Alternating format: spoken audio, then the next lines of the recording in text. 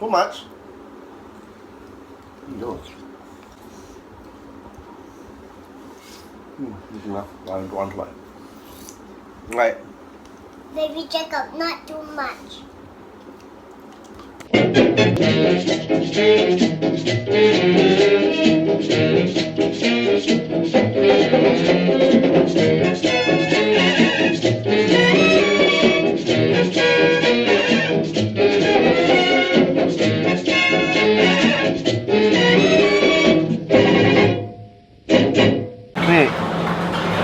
We're here at Maxwell Food Centre and we're here to try China's street cooked food. One of the original hawkers from Maxwell Food Centre. This stall has been featured in the media a fair number of times, as they still sell a dish which is practically impossible to find in Singapore anymore. Lacha Mian, Rickshaw noodles. The stall started operations along the street side at Chinese Street in 1943 before shifting to Maxwell Food Centre in 1978. It is now run by second generation owner, 71-year-old So Po Ti. Their signature dish, rickshaw noodles, was popular with rickshaw pullers during the early days of Singapore. The dish consists of thick Hokkien yellow noodles, served in a light dried shrimp and vegetable stock broth with fried onions and green vegetable strands. They also sell another relatively hard to find dish, mee sua, quick noodles. It's served with broth. Compared to rickshaw noodles, there are more condiments, chopped spring onions, sliced black mushrooms, dried shrimp, but they both cost the same. As a result of the store only being known for rickshaw noodles, people tend to order the rickshaw noodles, but they don't really pay attention to the other Chinese breakfast staples which they offer. They're actually one of the few places which actually sell a really good economic bee hoon. If you don't know what economic bee hoon is, it's basically a variety of fried carbohydrates, fried staples, noodles, bee hoon, kway teow, with a wide selection of fried items, canned sausages, fish cake, fried egg and the like. They've added a few enhancements. Must have is their homemade ngoh hiang. It's an item which is not commonly found in a lot of economic bee hoon or ngoh hiang stalls. Here it's filled with pure meat, bits of pork fat and there's no fillers. Pure savouriness and pork fat richness is wonderful. The majority of fried items are factory made, but there are certain items like the hard tofu, the canned sausages and so on. They will only fry it once you place an order, so that when you tuck into it, right, it's fresh and crispy. Besides the standard fried yellow noodles and bee hoon, they also offer the thin kway teow, which is slightly unusual. And in these three staples, there's a surprising amount of oil richness and savoury flavour. If you eat a lot of economic bee hoon, right, you'll know that the fried staples usually come fairly bland in terms of taste. The other highlight are the chili sauces. I think it's homemade. It's got a rougher texture with like real chili bits, and there are two pots to choose from: the sweet and the sour. And then you can mix the both. You sort of have a sweet and sour effect. Unfortunately, they don't offer fried chicken wings because I believe that will make it the perfect economic bee hoon stall.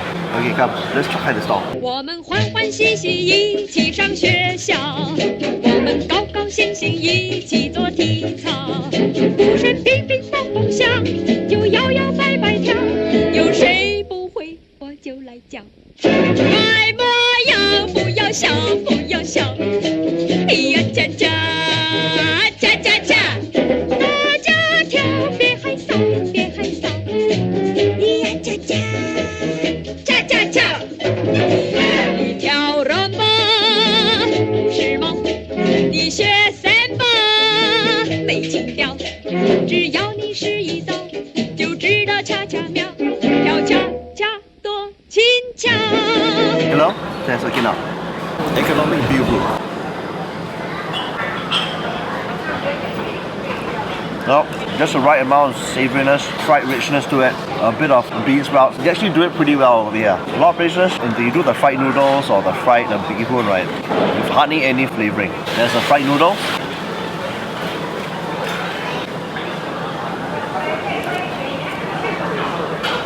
Very nice.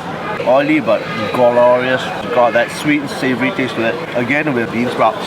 Fairly firm in texture. And this is unusual. They don't normally serve the thin kway teow, they serve the thick ones.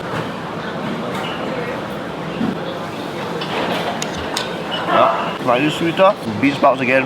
The flavouring is more or less the same throughout. So this is base.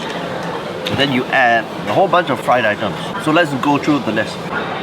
Fried seaweed chicken. It's a factory made item. Chicken nuggets, the meat is a little bit more processed here. Fish cake, it's all fried. Luncheon meat, fried. Canned sausages, sausage from a can. I grew up eating this. I won't say no if it's put in front of me. Fried hard tau kwa, hard tofu. Oh, nicely done here. Pretty moist, fried, no sour taste to it, which means that it's fresh. Wonton skin. Yeah, so you do find a bit of meat inside, but it's really no point. You've actually economized to the point where it's not really a proper wonton anymore. But you buy this because of the crunchy skin, that's it. Fried egg.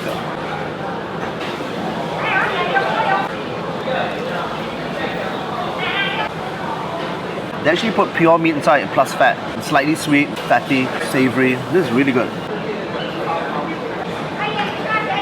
It's actually their own version of a spring roll. Instead of a roll, right, they actually put it flat as a pancake that they've hired.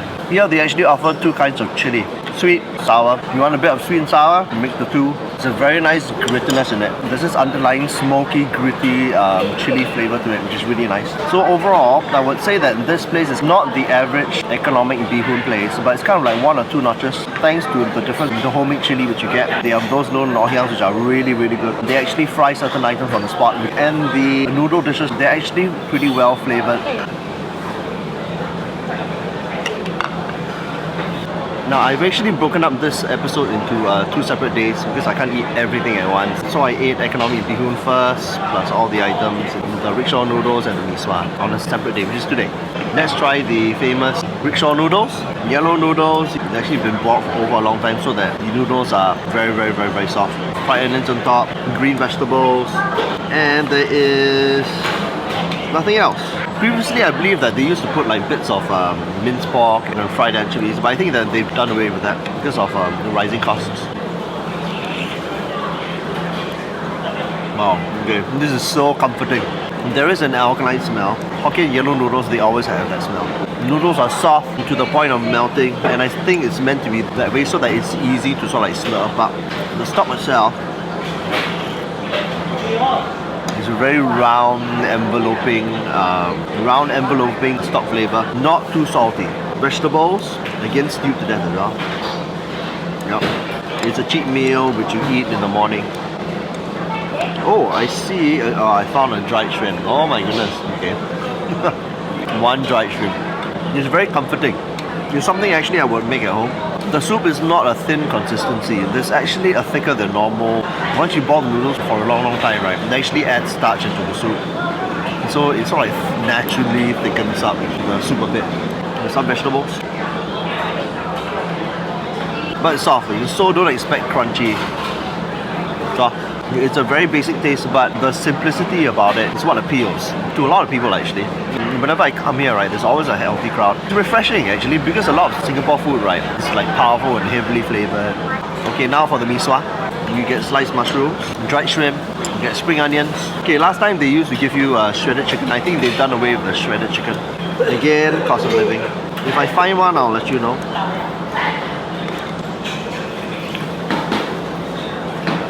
Oh, okay.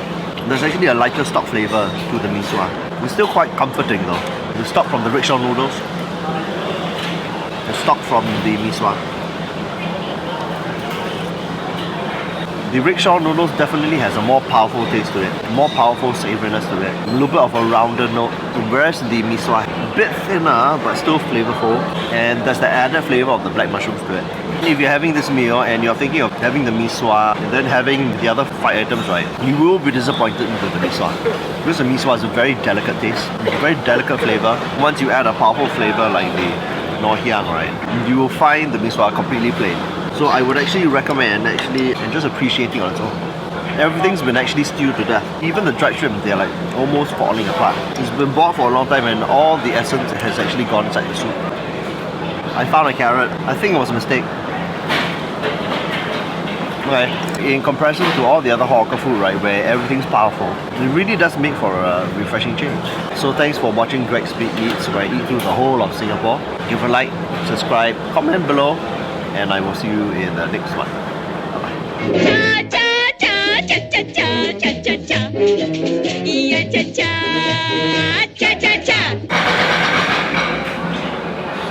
God. please know.